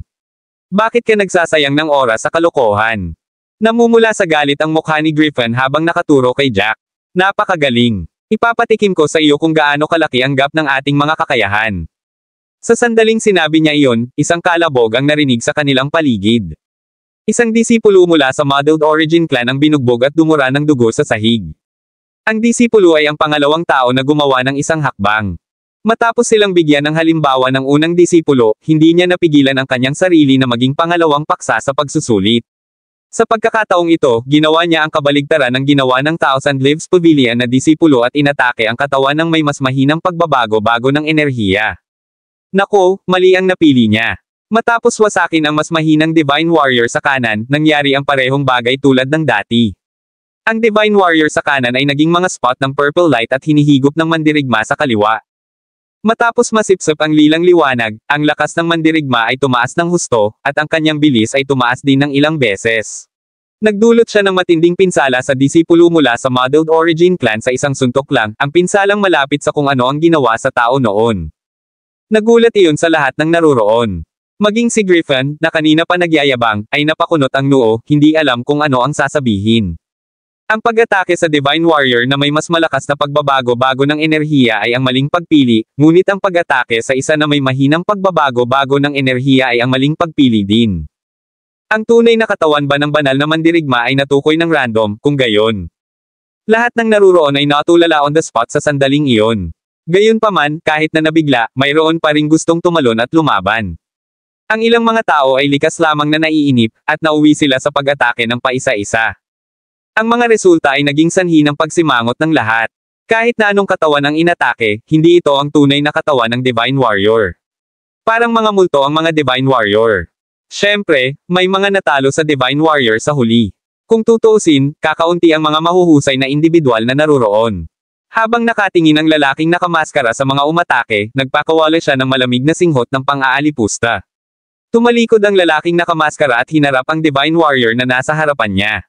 Sa labas ng space ring sa kanyang kaliwang kamay, lumitaw ang isang machete. Nagtaas ng kilay si Jack. So, gumamit ng machete ang lalaking nakamaskara. Sa isang hakbang pasulong, inihampas niya ang machete sa kanyang kamay sa Divine Warrior. Ang kanyang pag-atake ay napakabilis na nag-iwan siya ng isang after image. Hinugot din ng Divine Warrior ang kanyang espada nang magsimulang umatake ang lalaking nakamaskara. Katulad ng ibang Divine Warriors dati, pagkatapos ng purple glow, dalawang clone ang lumitaw. Ang mga katawan sa kaliwa't kanan ay nagsimulang umatake sa lalaking nakamaskara. Ang mga labi ng lalaking nakamaskara ay pumulupot, na nagpapakita ng mapang asar ng ngiti. Malamig na kumikinang ang machete na nasa kamay niya habang hinahampas nito ang lalamunan ng Divine Warrior. Habang nagsasagupaan ang mga sandata, lumipad ang purple sword sa espada ng Divine Warrior. Makalipas ang isang segundo, nilalas ang leeg ng kaliwang Divine Warrior. Ang Divine Warrior sa kaliwa ay biglang naging mga spot ng purple light, ngunit ang lalaking nakamaskara ay hindi binigyan ng pagkakataon ng Divine Warrior na tipunin ang liwanag. Gumawa siya ng 180 degree na pagliko sa hangin. Binuksan niya ang kanyang kanang kamay, inihagis niya ang machete sa kanyang kamay. Ang machete ay inilunsad sa isang hindi kapani-pani walang puwersa nang bigla nitong hiniwa ang ulo ng Divine Warrior sa ilalim ng mga nanlalaking tingin ng lahat. Kabanata 2236. Ang mga galaw ng lalaking nakamaskara ay hindi kapani-pani walang makinis. Maging ang pagtaklab ng kanyang espada ay nagawa ng walang kamali-mali. Ang kanyang string ng mga paggalaw ay halos mukhang isang marteng obra maestra. Kumalabit, ang machete ay inilagay pabalik sa kanyang kaluban. Hindi niya ibinalik ang kanyang sandata sa space ring at sa halip ay marahan itong hinawakan sa kanyang palad. Diyos ko! Iyon, napakamangha. Ang Divine Warrior ay parang tumpok ng putik sa kanyang harapan. It makes me feel na ang Divine Warrior na kakalaban ko lang ay wala pa sa level ng ginawa niya. Marami sa kanila ang hindi nakapagpigil sa mahinang pag-ungol. Ang ilang mga tao ay nagsimulang makipag-usap sa kanilang sarili. Ang pangunahing paksa ay ang pag-atake ng lalaking nakamaskara na tila napakadali. Kung ikukumpara sa iba sa kanila na gumamit ng kanilang buong lakas, ito ay isang kamangha-manghang pagkakaiba. Nag-iwan ito ng malalim na pagsamba at paghanga sa ilan sa kanila. Kilala ko siya. Isa siyang alagad ng Corpse Pavilion. Lahat ng iba pang mga alagad doon ay lahat ay gumagalang sa kanya. Talagang mataas ang posisyon niya sa loob ng Corpse Pavilion para tretuhin siya ng ibang mga disipulo sa ganoong paraan. Ang kanyang talento ay dapat na top-notch din. I feel infuriated just comparing myself to him. Masyadong malakas ang lalaking ito. Pakiramdam ko ang mga kayamanan sa Divine Void Slope ay mapupunta lahat sa kanyang mga kamay. Kahit na alam ng iba pang mga disipulo mula sa Corpse Pavilion na ang kanilang kapwa-disipulo ay may kakaibang talento, nasaksihan ito ng kanilang mga mata ay hindi pa rin nila napigilan ang kanilang pananabik. Ang lahat ng mga disipulo mula sa Corpse Pavilion ay nagsimulang magsaya ng malakas, kayo ang aming kampyon. Siguradong makukuha mo ang mga kayamanan. Ang kompetisyon na ito ay praktikal na idinisenyo para sa ating senior, ang iba sa inyo ay hindi man lang makakalaban sa kanya. Ang matatalas na salita na iyon ay likas na nag-uudyok ng matinding galit sa ibang mga disipulo. Gayunpaman, sa pagharap sa mga disipulong iyon mula sa Corpse Pavilion, wala silang magagawa. Matapos masaksihan ang kakayahan ng taong iyon, alam nilang hindi sila maikukumpara. Higit pa rito, ang Corpse Pavilion ay isang angkan sa ika-4 na baitang na sumunod sa mga demonyo. Sila ay pumatay ng walang anumang pagsasaalang-alang sa karangalan o moralidad. Ang mga disipulo mula sa Hilaga ay pawang maingat sa Corpse Pavilion. Binaliwala ng lalaking nakamaskara ang papuri na ibinato sa kanya pati na rin ang mga tagay ng kanyang mga kapwa-alagad. Sa halip ay napatitig muli ang kanyang tingin kay Jack. Natural na nakita ni Jack ang lahat ng nangyari kanina. Gayunpaman, ang kanyang ekspresyon ay nanatiling kalmado na tila ang lahat ay nasa loob ng kanyang inaasahan, na hindi nag-iiwan ng anumang pahiwatig ng sorpresa. Ang Corpse Pavilion ay gumawa ng isang malaking splash, at ang Thousand Leaves Pavilion ay halatang ayaw na maiwan. Ang pinuno ng mga disipulo mula sa Thousand Leaves, si Graham Elliot, ay nagpakawala ng mahinang buntong hininga bago sumalakay din sa isang Divine Warrior. May hawak siyang espadang kulay berde sa kamay. Ang kanyang puting damit ay lumipad kahit walang hangin. Humakbang siya sa isang bug zone ng hangin, ang kanyang espada ay nakatutok mismo sa Divine Warrior. Ang Divine Warrior ay nahati sa dalawang katawan pagkatapos ng maningning na kinang mula sa kanyang talon gaya ng dati. Ang Divine Warrior ay napakabilis at sumugod sa Graham na parang isang bala. Gayunpaman, nabigla ang lahat nang malaman na ang bilis ng Divine Warrior ay hindi pa rin makakapantay kay Graham. Ang nakikita lang ng lahat ay isang figure na may malabong berdeng liwanag. Sa isang kisap mata, lumitaw si Graham sa harap mismo ng Divine Warrior, biglang nakipagsagupaan ang purple blade sa berdeng blade. Ang ningning na ibinubugbog ng espada ni Graham ay biglang napalitan ng alon ng mga berdeng dahon. Ang mga dahon ay hindi ordinaryong dahon. Malinaw na naramdaman ni Jack ang isang paputok na kapangyarihan na namuo sa bawat dahon. Matapos makondensed ang mga dahon, nagsimula silang mabilis na umikot sa berdeng talam. Napakabilis na ang tanging nakikita nila ay isang umiikot na berdeng ilaw. Nakikita lamang ng lahat si Graham na winawagayway ang kanyang espada, at ang mga dahon ay bumuo ng mabilis na puyaw ng tubig na biglang sumugod patungo sa Divine Warrior. Ang lahat ay nangyari ng napakabilis na ito ay mas mabilis kaysa sa paghinga. Sa isang sandali lang, ang Divine Warrior sa kaliwa ay naging purple energy. Kabanata 2237. Nanatiling pareho ang ekspresyon ni Graham pagkatapos ng pag-atake at kakaibang umikot sa arco sa hangin. Ang mga dahon na umatake sa Divine Warrior sa kaliwa kanina ay hindi pa nawawala. Sa halip, natipon sa paligid ng talim ni Graham sa kanyang mga paggalaw. Kasing bilis ng dati si Graham, at nangyari ang lahat katulad ng sa lalaking nakamaskara kanina. Masyadong mabilis si Graham, at bago magkaroon ng pagkakataon ang Divine Warrior sa kanan na makuha ang kapangyarihan mula sa napatay na mandirigma sa kaliwa, muling sumalakay si Graham, pinatay ang mandirigma sa isang suntok. Ginawa ito ng malinis. Gayunpaman, kung ikukumpara sa kung gaano casual ang pakikitungo ng lalaking nakamaskara sa Divine Warrior, tila mas gumugol si Graham ng enerhiya. Gayunpaman, alam ng lahat na naruroon na ang dalawa sa kanila ay hindi pa nagpapakita ng kanilang tunay na lakas. Iyon ang nakakakilabot na bahagi. Upang makapasok sa lihim na lugar para sa mga mapagkukunan ay nangangahulugan na sila ay tiyak na nasa ibaba ng huling yugto ng likas na antas. Maliban kay Jack, lahat ng naruroon ay nasa ganoong antas. Ang kompetisyon ay dapat na medyo patas dahil ang lahat ay nasa parehong antas. Ang tanging bentahe ng sinuman ay ang talento. Ang malakas ay madaling talunin ang mahina. Ang mga Divine Warrior ay imposibleng talunin para sa mahihina, ngunit para sa malalakas, ang pagpatay sa mga Divine Warrior ay isang casual na pagsisikap lamang, walang dapat ikabahala. Ikaw, parang wala kang nararamdaman, biglang sabi ni Brooke kay Jack. Natigilan si Jack. Noon lang niya napansin na ang pinakamataas na disipulo ng Dual Sovereign Pavilion, si Brooke, ay talagang malapit sa kanya.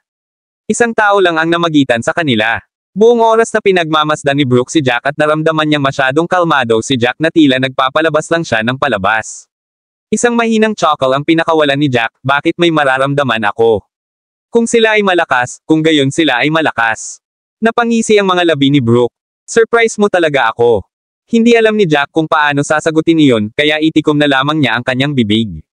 Wala siyang balak makipagkaibigan kahit kanino. Pagkatapos ng lahat, sa mata ni Jack, maliban sa kanyang pamilya, ang ibang mga relasyon ay hindi maaasahan. Kaya, hindi siya handa na maging masyadong palakaibigan sa sinuman. Panahon ko na para sumikat. Malakas na deklara ni Griffin. Pero siyang nag-aalala na walang magbabantay sa kanya. Bahagyang bumantong hininga si Jack ngunit inaasahang masasaksihan ang kakayahan ni Griffin bilang isang napiling alagad. Sabik na magpakitang gila si Griffin sa harap ni Jack. Matapos makita ang nakakainis na tingin ni Jack, pinanangkitin niya si Jack na may galit na ekspresyon. Nag-swipe siya sa kanyang space ring, at isang buto na espesyal na pino ang lumitaw sa kanyang kamay. Ang kanyang sandata ay nagulat kay Jack dahil ito ang unang pagkakataon na nakita ni Jack na may humahawak ng ganoong armas. Sa isang galit na dagindong, lumukso siya sa banal na mandirigma na parang isang leopardo. Ang kanyang buto ay gumawa ng mga ingay sa kanyang kamay. Binaril ng buto ang Divine Warrior na parang latigo. Sa isang putok, ang lilang aura ay nabasag ng buto. Gayunpaman, hindi nito nagawang saktan ang Divine Warrior. Nangangamba ang kanyang mga ngipin, nagpakawala si Griffin ng panibagong pag-atake. Ang pag-atake ay nagawang tumago sa katawan ng Divine Warrior, ngunit hindi ito nagawang patayin. Kabanata 2238. Sa sandaling iyon, ang Divine Warrior sa kanan ay sumugod na may dalang lila na talim din. Dahil inaatake mula sa kanan at kaliwa, biglang namutla ang mukha ni Griffin. Maraming disipulo ang nahulog sa pag-ataking iyon. Dahil hindi agad mapatay ang isa sa mga Divine Warrior, ang isa ay mabilis na susundan ng pag-atake. Ang pag-atake mula sa magkabilang panig ay nangangahulugan na napakadaling masugitan.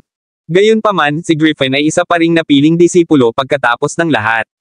May sarili siyang kakayahan, kaya sumigaw siya ng Misty Steps. Iniwasan niya ang pag-atake ng Divine Warrior sa kanan na para bang isa siyang hito, at hindi nag-atubili na salakayin ang mandirigma sa kaliwa. Sa pagkakataong ito, wala na siyang awa. Ang buto sa kanyang kamay ay nagbuga ng madilim na pulang glow habang galit na sumigaw si Griffin, mamatay.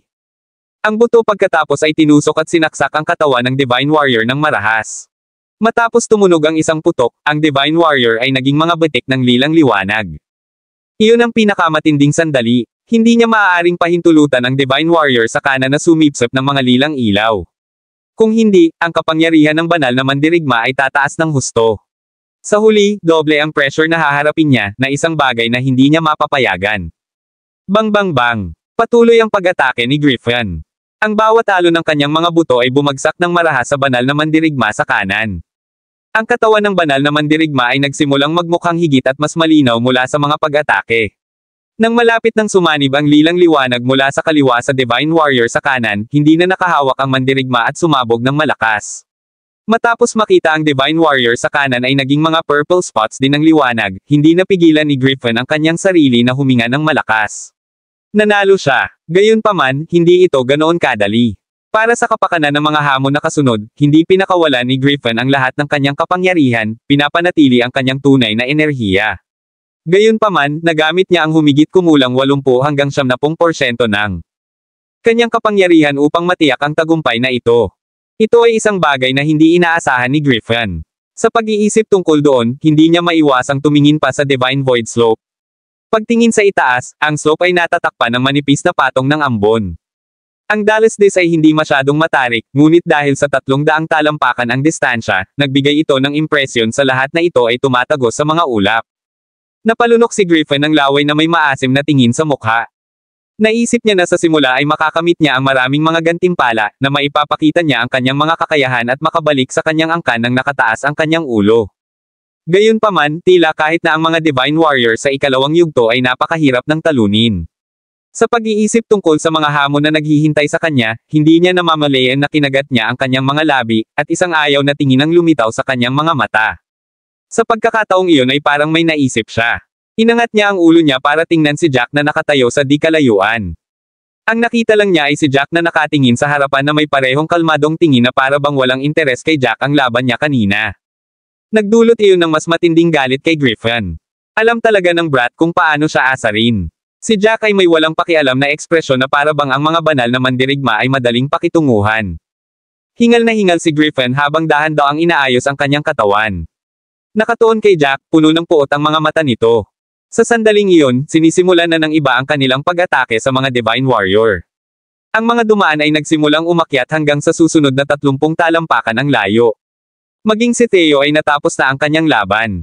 Kabanata 2239. Si Brook, na isang tao lamang ang layo kay Jack, ay halos hindi matalo ang Divine Warrior sa harap ng kanya, pagkumpleto ng labanan. Halos lahat ng nakakakilala kay Jack ay kinuna ng tingin si Jack. Bakit hindi kumibo si Jack? Naghihintay ba siya ng tanghalian? Bahagyang ngumuso si Griffin, natatakot ka ba, Jack? O nag-aalala ka bang ipakita mo ang kahinaan mo sa harap namin? Kung ganoon nga ang kaso, itigil ang pagpapanggap na kalmado. Nag-iinarte ka na parang madali mong matatalo ang Divine Warrior sa harap mo. Pinaikit ni Jack ang kanyang mga mata, hindi man lang nag-abalang lumingon para tingnan si Griffin. Hindi na siya mapakali na tumugon sa lahat ng hamon na ito. Gayunpaman, hindi siya gumawa ng kanyang hakbang dahil lamang sa pinapanood niya ang iba pang mga labanan pati na rin ang paggawa ng mga hula sa kanyang isip. Kumikislap ang mga mata niya habang nakatingin sa Divine Warrior na nasa harapan niya. Dahil hindi siya umatake, inakala ng Divine Warrior na hindi pa rin handa si Jack, kaya hindi rin kumilos ang Divine Warrior kay Jack. Sa totoo lang, ang mga kakayahan ng Divine Warrior ay nasa antas lamang ng isang taong kakatuntong lang sa gitnang yugto ng likas na antas. Kung ikukumpara sa karamihan ng mga tao doon, hindi sila ganoon kalakas. Higit pa rito, ang mga Divine Warrior ay gumagamit ng parehong mga kasanayan. Isa lang itong red level technique. Hindi ito magiging anumang interes sa mga angkan ng ikatlong baitang. Halos lahat ng naruroon ay ang mga elite sa loob ng kanilang mga angkan, kaya ang mga Divine Warrior ay hindi dapat mahirap talunin. Gayunpaman, 40% sa kanila ang naalis. Ang tanging punto ng pagpapaliwanag ay ang sinabi ng matandang boses na iyon noon. Sa loob ng Divine Void Slope, ang martial skills na gumamit ng totoong enerhiya ay masusugpo. Dahil doon, napabuntong hininga si Jack. Ano ang pinag-iisipan mo? Hindi ako makapaniwalang masyado kang nagmamalasakit sa hitsura mo. Muli na namang narinig sa tenga ni Jack ang nakakatakot na boses ng lalaking nakamaskara. Nagsalubong ang kilay ni Jack. Napatingin siya sa lalaking nakamaskara. Napansin niyang lahat ng may sama ng loob sa kanya ay hindi nagpatuloy sa pag-akyat sa bundok. Napatigil silang lahat saglit, nakatingin sa kanya na may mapanuksong mga tingin. Lahat sila ay naghihintay na mapahiya ni Jack ang kanyang sarili. Paanong nalilimutan ni Jack ang iniisip nila?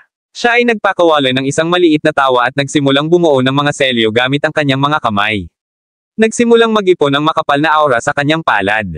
Biglang nabuo ang 14 na soul swords. Hinati ni Jack ang mga espadang iyon sa dalawa, hinati ang mga ito sa kanan at kaliwang bahagi. Ang banal na mandirigma ay hinuhusgahan kung gaano kahanda ang taong nasa harap niya sa pamamagitan ng pagbabago-bago ng enerhiya. Ang Jack Soul Swords ay natural na nagsasangkot ng matinding enerhiya. Naririnig ni Jack ang paglabas ng espada. Hindi na niya kailangan pang tumingin para malaman na sa wakas ay umaatake na ang Divine Warrior na nasa harapan niya. Pagkatapos ng maningning na lilang glow, ang Divine Warrior ay nahati sa dalawa gaya ng dati, at sinugod mismo si Jack. Hindi nagmamadali si Jack at itinaas sa ere ang kanyang Soul Swords. Habang sumusugod ang Divine Warrior, sumulong siya, bumuo ng 11 seal gamit ang kanyang mga kamay. Ang mga seal ay nabuo sa Soul Swords, at sa kanyang kanan at kaliwang kamay ay 7 Soul Sword bawat isa, na pinagsama sa 2 malalaking espada. Ang 2 espadang iyon ay nagpapalabas ng kulay abong enerhiya na para bang ito ay isang maruming usok. Si Jack ay nagtulak, pinilipit ang mga batas ng kalawakan hanggang sa sagad, humiwalay sa kanyang kalaban. Umatras siya habang pinapagana niya ang kanyang Soul Sword, na sinalubong ang pag-atake ng Divine Warrior. Nakarinig lamang ng kaluskos ang karamihan habang ang 2 Soul Sword ay nagsasalpukan laban sa Divine Warrior. Nabasag ang lilang glow, at sa isang kisap mata, ang higanting Soul Sword ay tumagos ng malalim sa Divine Warrior.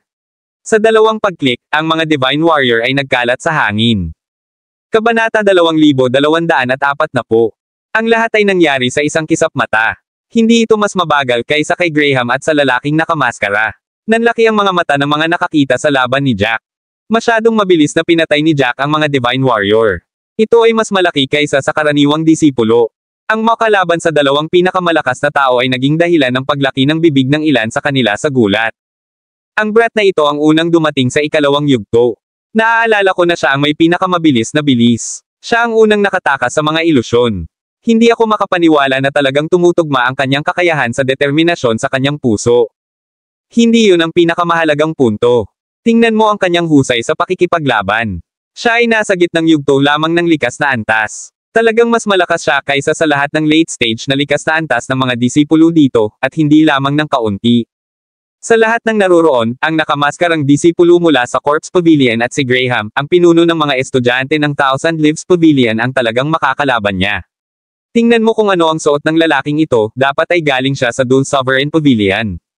Hindi ako makapaniwala na ang isang disipulo mula sa isang ikatlong baitang angkan ay magkakaroon ng gayong mahusay na mga kasanayan.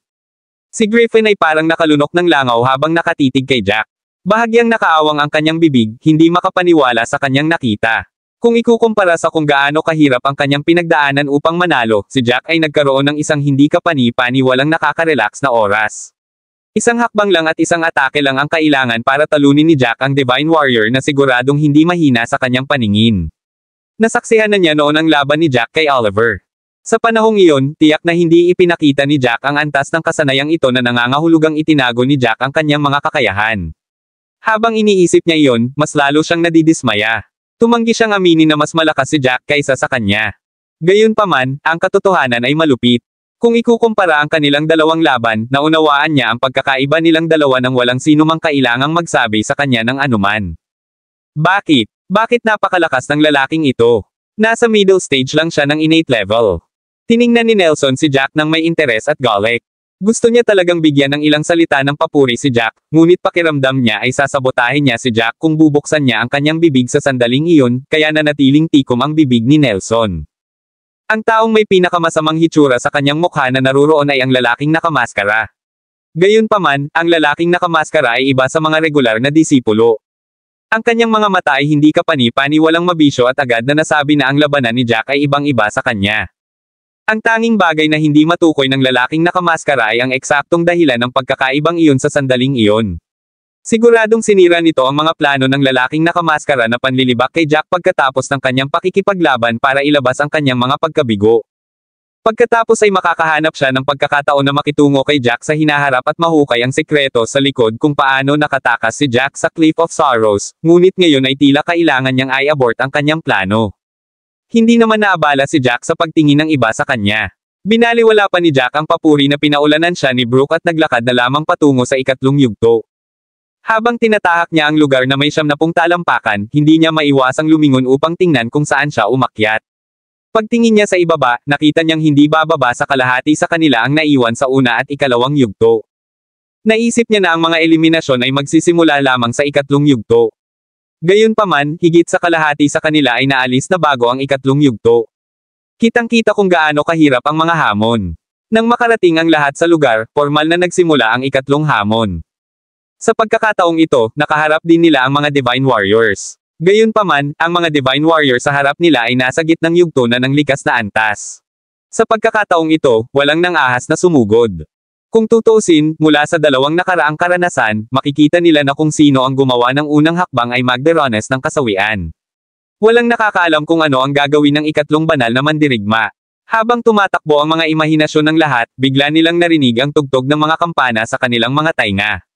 Ang tunog ng mga kampana ay tila direktang dumidiin sa kanilang mga kaluluwa, na patuloy na sinasalakay ang kanilang mga puso. Maraming salamat mga kamaster sa walang sawang pagsusubaybay, isang like, share, and subscribe naman dyan mga kamaster. Abangan ang susunod pang mga kabanata.